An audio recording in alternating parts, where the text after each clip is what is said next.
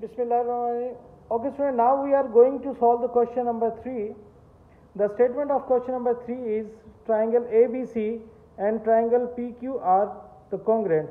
Here we have the two congruent triangles ABC and PQR. We have to find the corresponding sides and angles of these two congruent triangles. As we can see that the side AB is correspond to side PQ because these two sides are corresponding to each other, and the corresponding angles, angle A is correspond to angle Q.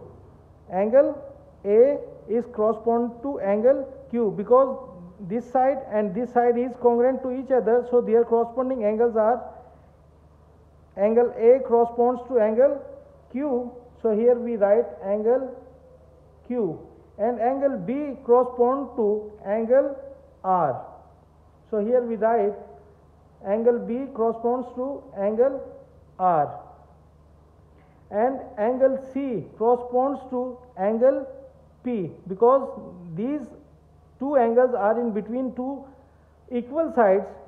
So these two equal sides and these two equal sides, this angle cross in between the two equal sides, so the angle C corresponds to angle P. So we can say that angle C is equal to angle P. So these are the corresponding angles of these two congruent triangles. Now we will find the corresponding sides of the two congruent triangles. So side AB corresponds to side QR. So AB is corresponds to QR. So here we write angle measurement of side AB is equal to measurement of side QR. So these two are corresponding sides. Now the side BC corresponds to side PR. So we write here BC is equal to PR.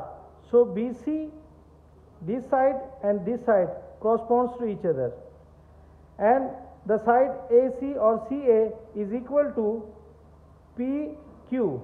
So we write here the side CA, which is equal to this congruent side PQ. So these two sides are corresponds to each other. So in question number 3 we have found the corresponding angles and corresponding sides.